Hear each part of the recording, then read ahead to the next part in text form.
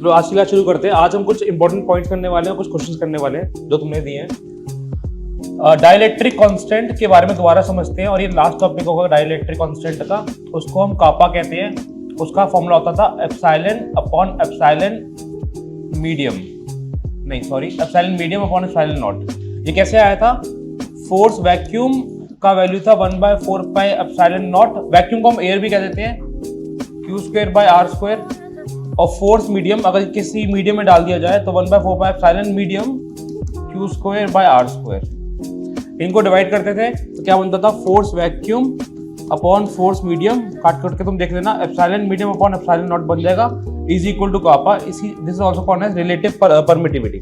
Relative permittivity है, permittivity, ठीक है ना? क्लियर है? अभी लिख लेना, रुक के, कोई दिक्कत नहीं है। नहीं इसमें कोई क्लास है तुम रुक देना, नहीं रुकेगा, नहीं रुकेगा, हर बार नहीं रुकता। मैं साथ साथ सेव, हर एक पेज को सेव कर लूंगा, कभी कभी हो जाता है।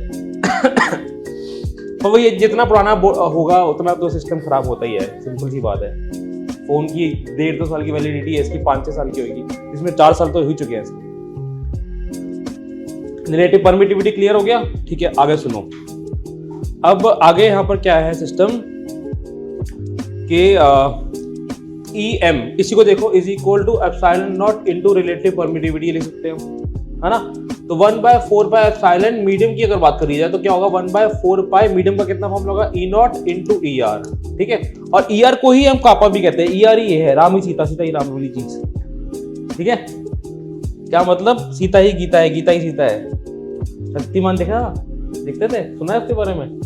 शक्तिमान ही गंगाधर है, कापा ही रिलेटिव परमिटिविटी है, ठीक है? सेम है ये दोनों। तुम्हें कहीं कापा लिखता है, तुम्हें कहीं ER लगता है, तो दोनों चीजें सेम है, एग्जैक्टली सेम, ठीक है?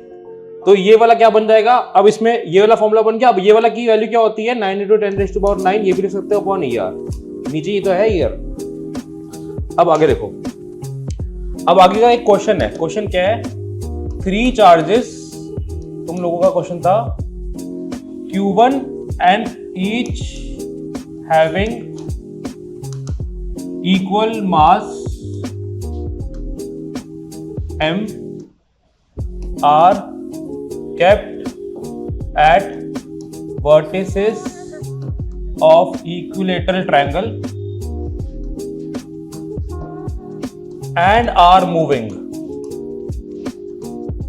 with constant velocity. A fourth charge, ये तुम्हारे क्वेश्चन में नहीं गिवन था, -Q is kept at center. Find time period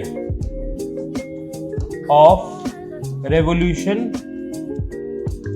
of each charge. एक चार्ज का टाइम पीरियड ऑफ रेवोल्यूशन निकालो। क्या फिगर है? Q1 Q1 Q1 equilateral triangle, उसका साइड भी गिवन है A। एक सेंटर पे चार्ज रखा है, सेंटर को O मान लिया, -Q, ठीक है? तो ये ऐसे चल रहा है, ये ऐसे चल रहा है, ये ऐसे चल रहा है। अल्टीमेटली जिस हिसाब से चल रहा है उस हिसाब से बन गया सर्कुलर मोशन। तो इसी सर्कुलर मोशन का हमें क्या निकाला है? Time period. टाइम पीरियड का फॉर्मूला क्या होता है? 2 पाई इंटू रेडियस, ये होगा रेडियस सेंटर का, सर्कल के सेंटर का, अपॉन वेलोसिटी। डन? कोई डाउट? आगे देखो, अब इसको कंटिन्यू करते हैं। Q1 Q1 Q1 M M M -Q charge centre पे। तो तुम किसी भी एक पे लगा दो FBD, क्योंकि इसका FBD, इसका FBD, इसका FBD सेम बनेगा। ये बिंगो बैड एंगल ट्रायंगल है, कहीं से भी घुमाओ सेम चीज बनती है। समझ आ गया ना? तो तुम ऊपर वाले का FBD बना लो। क्या है ऊपर वाले का FBD? यहाँ -Q plus Q1 plus Q1, ठीक है? तो इस पे लगा रहा हूं मैं, इसकी वजह से क्या जाएगा? अट्रैक्ट करेगा force by A on O, या फिर force on A by O। इसकी वजह से force on A by B repel करेगा ना, इसकी वजह से force on A by C, ठीक है?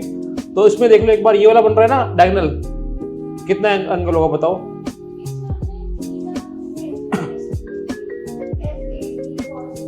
देखो ना, ये बन रहा है एंगल या नहीं बन रहा, तुम खुद बताओ। सेम बन रहा है, ये पैरेलल साइड और ये वाले कॉरस्पॉन्डिंग एंगल्स। क्या बनेगा, ये वाला एंगल कितना है 60 डिग्री इक्विलेटरल ट्रायंगल, तो ये 60 बन गया।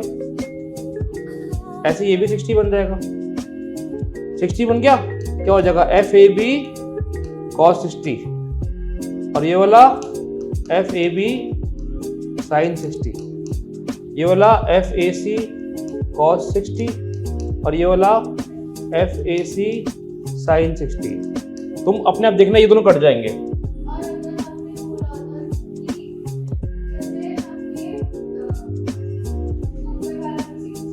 ये बिल्कुल सही है, ये 60 एंगल है, सही बात है। ये वाला एंगल कितना होगा फिर, हाँ ये वाला, ये एंगल 120 हुआ, ये एंगल 120 हुआ, इसके बीच का एंगल तुम्हारा 120 हुआ।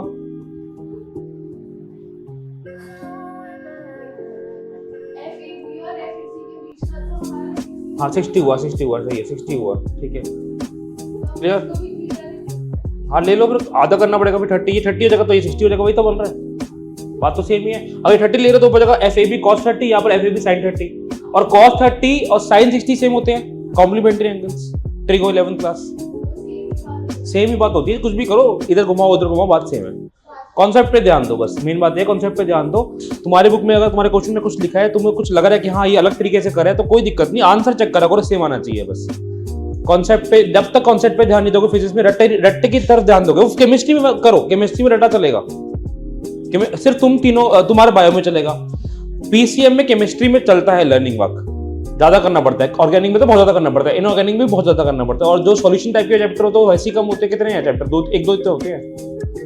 तो केमिस्ट्री में मैक्सिमम लर्निंग वाला काम है, बट फिजिक्स में कॉन्सेप्ट क्लियर करोगे तभी नंबर आएंगे। मैं बता रहा हूँ, जो बच्चा फिजिक्स में रट्टा मारता है ना, ऐसे बच्चे होते हैं जो फिजिक्स में थोड़ा बहुत सोचते हैं, थोड़ा लर्न कर लेते हैं, इसको ये कर लेते हैं। बोर्ड तुमको ना तुम्हारी ऐसी ऐसी कर देगा, जब कोई क्वेश्चन पेपर आएगा बोर्ड का, वो मांगता है तुमसे कॉन्सेप्चुअल नॉलेज, क्योंकि वो ना क्वेश्चन बिल्कुल जैसे, देखो ये क्वेश्चन मैंने कभी नहीं करवाया, स्माइरा ध्यान से सुनना, ये क्वेश्चन मैंने कभी नहीं करवाया, और मैं जो अभी तुमको एक क्वेश्चन दे रहा वाला, वो मेरी एक आज की एक और बच्ची, इसके बारे में तुमको बताता रहता हूँ, जिसको मैथ्स नहीं आती ढंग से, है ना, उसने मुझे दिया था काश का नीट का क्वेश्चन, और वो था एडवांस लेवल का क्वेश्चन, अच्छा खासा लंबा 4 पेज का क्वेश्चन बन गया था वो, ठीक है।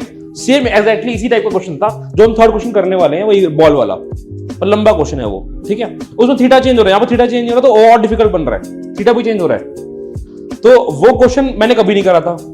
मतलब क्वेश्चन तो हर साल चेंज होते रहते हैं ना, क्वेश्चन तो तुम कितने मर्जी बना लो, हर साल IIT का पेपर चेंज होता है। कोई बच्चा अगर IIT का पेपर 40 साल के बुक पढ़ी है वहां पर, वो तुम कर जाओ, कोई क्वेश्चन रिपीट नहीं होगा, क्वेश्चन बनते हैं नए, कॉन्सेप्ट होता है सेम, ऐसी बोर्ड में भी होता है, चाहे वो मैथ्स क्यों ना हो, चाहे वो फिजिक्स क्यों ना हो, चाहे बायो क्यों ना हो। केमिस्ट्री में नहीं ऐसा होता, केमिस्ट्री तो NCERT कॉपी पेस्ट आ जाती है, तभी हर बच्चा बोलता है बहुत ईजी था पेपर केमिस्ट्री का। जिस बच्चे ने NCERT पूरी करी है ना, वो केमिस्ट्री में फुल मार्क्स ला सकता है, और आते भी हैं। मेरे पास ऐसे बच्चे हैं, तुमको मैंने बताया भी था, एक बच्चा था सार्थक, जिसका JEE क्लियर हो गया और 91 आए थे फिजिक्स में, 94 आए थे मैथ्स में, पर केमिस्ट्री में 98 आ गए, जबकि केमिस्ट्री उसकी अच्छी नहीं है। JEE एग्जाम में केमिस्ट्री में उसके 50 बनते थे आउट ऑफ 100, फिजिक्स में बनते थे 80, मैथ्स में, हाँ अब मैथ्स में बन रहे 20-30, पर उसकी सबसे अच्छा नंबर बोर्ड में कहाँ है, केमिस्ट्री में 98। केमिस्ट्री स्कोरिंग होती है, क्योंकि तुमको पता है क्या क्वेश्चन आना है, फिजिक्स में तुमको पता ही नहीं क्वेश्चन क्या आना है। तो मैंने ये क्वेश्चन पहले भी करवाया तुम्हारा वाला, कॉन्सेप्ट क्लियर मेरा है, तो तुम्हारा भी कॉन्सेप्ट मेरी जितना क्लियर होना चाहिए, तभी तुम क्वेश्चन कर पाओगे।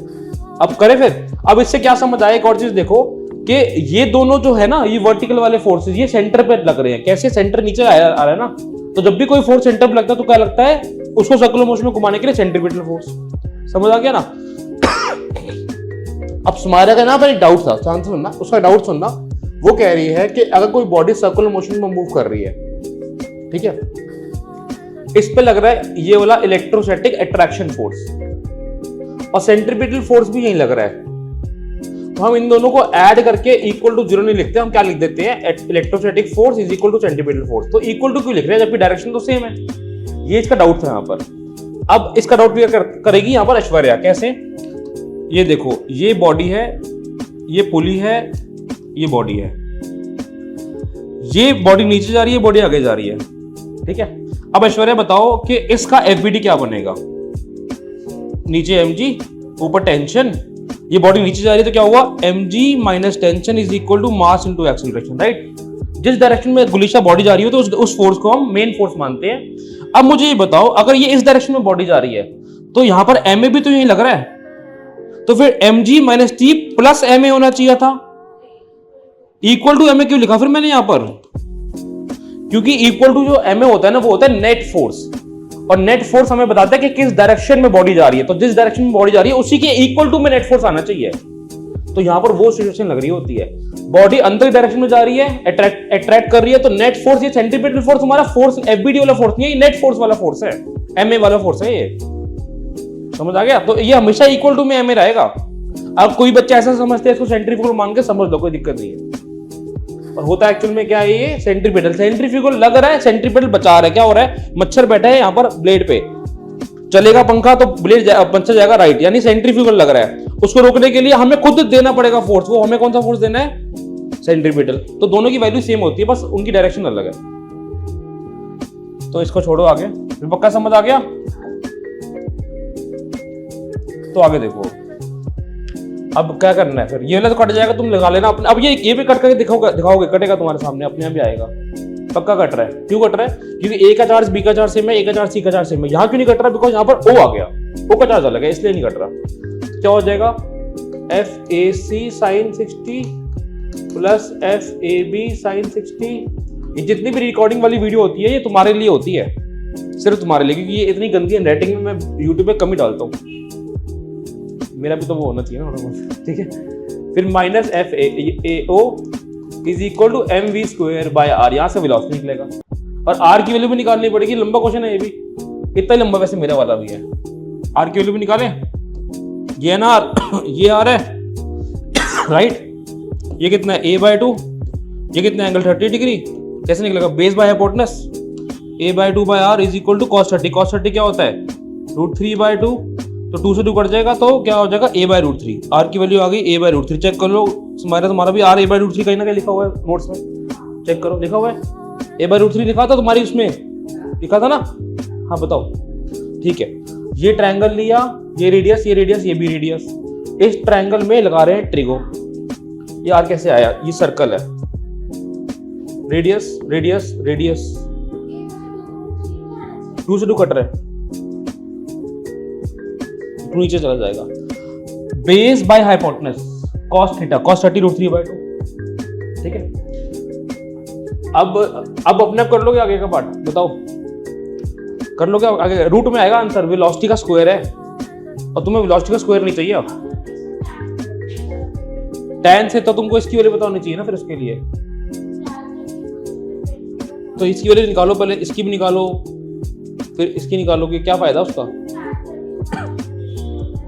नहीं तो तुम्हें tan 30 में तो परपेंडिकुलर ये हुआ ना, फिर बेस ये हुआ, तो तुम्हें तो ये चाहिए, तुम्हें ये निकालना ही, तुम्हें ये भी ये गिवन है, ये तुम्हें निकालना ही है। क्या करना इसका करना क्या है, मुझे समझ नहीं आया, है ना? इसका करने को रहेगा क्या? अब v निकाल लोगे, यहां से कैलकुलेशन डिफिकल्ट रहने वाली है इस क्वेश्चन की। फिर क्या करना है, v निकालने के बाद यहां पुट कर देना है, और r की वैल्यू निकाल चुके हम, a/√3, क्वेश्चन खत्म, ठीक है। लास्ट करें अब लास्ट क्वेश्चन क्या है, वो तो फोन नहीं है बस, चलो लास्ट क्वेश्चन क्या था एक बार रीड कर लेते, मैं थोड़ा उसको अपने अकॉर्डिंग इमेजिन कर देता हूँ कि ये क्वेश्चन तो अच्छा क्वेश्चन था। We have given us 2 string and 2 bodies, उसमें 2 पिथ बॉल पता है ना, बताया था, स्फेरिकल बॉल, उसमें क्या हो रही है, अटैच्ड है, दोनों का चार्ज सेम है, दोनों का मास सेम है, ये क्वेश्चन है, और जो हमारा लेंथ है स्ट्रिंग का वो भी सेम है। अब बॉडी की डेंसिटी यानी पिथ बॉल की डेंसिटी रो गिवन है, ये कंफ्यूज हो जाएगा, ये डेंसिटी है, ये चार्ज है, देख रहे हो, ये डेंसिटी है, ये चार्ज है। अब कुछ टाइम बाद इक्विलिब्रियम मेंटेन हुआ, और बॉडी एक दूसरे से रिपेल हो गई, और एंगल बन गया थीटा विद द वर्टिकल। तो ये वाला डिस्टेंस कितना हो गया, मान लेते हैं अपने आप ही r पूरा, ये अपने मान लो क्वेश्चन में नहीं गिवन, ठीक है। ओके, एक बॉडी का FBD, tension theta, t cos theta, t sin theta, तो तुमने अभी भी वो वाला क्वेश्चन तो भेजा ही नहीं, रोटेशनल वाला, तो उसमें रोटेशन का लग रहा है, mv स्क्वायर बाय रोटेशन का टॉपिक है, सेंट्रीपिटल फोर्स किसी भी सर्कुलर मोशन में लगता है। सर्कुलर मोशन को रोटेशनल मोशन कह सकते हो, पर सर्कुलर मोशन वैसे रोटेशनल मोशन में आता नहीं है। रोटेशन का मतलब होता है हमेशा टॉर्क लगना, ठीक है। यहाँ आ गया फोर्स, इलेक्ट्रोस्टैटिक फोर्स। तो इसका एफबीडी बनाकर सॉल्व करना हमने सीखा हुआ है पहले। ये डी साइन थीटा किसके इक्वल होता है? इलेक्ट्रोस्टैटिक फोर्स वो क्या होता है? K q square by r square. और टी कॉस थीटा किसके इक्वल? mg के। T sine theta by t cos theta, t से टी कट गया, tan theta k q square by r square mg। अब डाल रहे हैं दोनों बॉडी को लिक्विड में। नाउ इन लिक्विड, अब हम लिक्विड में डाल रहे हैं दोनों बॉडी को, और उसके बाद लिक्विड का हमें निकालना है डाइलेक्ट्रिक कांस्टेंट। सब कुछ सेम है, बताता हूं सब कुछ सेम कैसे। थीटा सेम बोला ना, थीटा सेम बोला इसलिए आर सेम है। अभी इक्वल लिख लेना, डाउट है? हाँ बताओ, ये थीटा कैसे आया? ऑल्टरनेट इंटीरियर एंगल, ठीक है। अब ये बॉडी डाल दी लिक्विड में, लिक्विड की डेंसिटी गिवन है सिग्मा। तो लिक्विड में अपेरेंट वेट लग रहा है। अपेरेंट वेट का कॉन्सेप्ट पता है ना, क्या होता है? Actual weight minus buoyancy force. तो tan थीटा भी सेम होगा, के क्यू स्क्वायर सब कुछ सेम होगा, आर स्क्वायर सेम होगा, बस फर्क होगा मास में। यहाँ पर आएगा m डैश, ये अपेरेंट वेट वाला मास है। यहाँ पर मास की वैल्यू पुट करते तो क्या आ जाएगा? K q square by r square. क्या होता है मास? Density into volume. यहाँ पर मास की वैल्यू क्या हो जाएगी? ये अपेरेंट वेट वाला मास है, density minus sigma into volume into g. समझ आया ये कैसे आया था? अपेरेंट वेट क्या होता है समझने के लिए यहां पर देखो, ये एक स्प्रिंग बैलेंस है, हमने इसका वेट मेजर किया, स्प्रिंग बैलेंस में वेट मेजर किया। इसका कोई वेट आता है mg, ये आता है, मास आता है m। अब इसको वाटर में डाल के वेट मेजर करा तो mg तो अभी भी लग रहा है, पर साथ में लग गया एक बॉयंसी फोर्स। तो अपेरेंट वेट क्या हुआ फिर?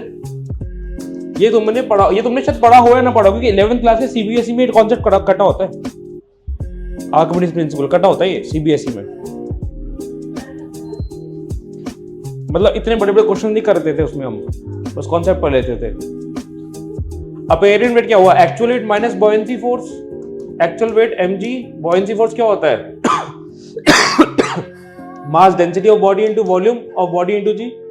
अब बॉयंसी फोर्स को निकालने का एक तरीका होता है, buoyancy force is mass of weight of liquid displaced by body. ये कुछ ना कुछ तो पानी ऊपर आया होगा ना, जब ये बॉडी नीचे की होगी, मग डालो बाल्टी में तो ऊपर कुछ ना कुछ पानी ऊपर आता है, तो जितना पानी ऊपर आया उतना ही पानी का वेट ले लें। अब पानी का वेट कैसे लेते हैं? Mass of liquid displaced into g. अब मास ऑफ लिक्विड डिस्प्लेस्ड क्या होता है? डेंसिटी यहां पर लिक्विड की होती है और वॉल्यूम होती है बॉडी की जो इमर्ज्ड है। पर फुली इमर्ज्ड तो फुली वॉल्यूम लेंगे, आधी इमर्ज्ड हो तो आधी वॉल्यूम लेते, 1/3 इमर्ज्ड होती तो 1/3 लेते। वो क्वेश्चन में गिवन होती है, गिवन नहीं तो फुली इमर्ज्ड मानेंगे। तो माइनस सिग्मा वीजी, कॉमन क्या आ रहा है? वीजी क्या बता? Rho minus sigma. क्लियर हुआ? क्लियर है? यहां पुट कर देंगे, आ गया। अब दोनों ही tan थीटा, तो दोनों को क्या करा मैंने? इक्वेट करा। क्या आया फिर? tan theta is equal to tan theta k q square by r square rho Vg k q square. K को हटाना, के को पूरा लिखना पड़ेगा ना, 1/4 पाई एप्सिलॉन नॉट। यहां पर के क्या है? 1/4 पाई एप्सिलॉन मीडियम। दोनों के अलग है क्योंकि वो मीडियम का है ना, लिक्विड का। और यहां पर क्या? रो सिग्मा, रो माइनस सिग्मा था, rho minus sigma V G. We से भी जी कटा, ये कट गया, आर स्क्वायर से आर स्क्वायर कट गया, ये कट गया, 1/4 पाई कट गया। तो epsilon liquid upon epsilon not, ये एप्सिलॉन लिक्विड ऊपर चला गया, नीचे एप्सिलॉन नीचे है, इज इक्वल टू ये रो ऊपर चला गया, रो बाय रो माइनस जी। और यही होता है हमारा रिलेटिव परमिटिविटी, ये होता है कापा। तो हमें ये निकालना था किसका? लिक्विड का। अब लिख लो। कहां से लिखोगे बताओ? यहां से लिखना। क्लास में करेंगे इसके बाद। अब ये क्वेश्चन में आज को वो यही कि क्वेश्चन रिवाइज कर लेना, जो डेरिवेशन करवाई थी वो भी रिवाइज कर लेना। एक क्वेश्चन दे देता हूं मैं, वो मैं अपने वो में लिख के भेजूंगा तुमको, सेम लास्ट टाइप के आपका क्वेश्चन पर थीटा एंगल चेंज हो रहा है उसके अंदर।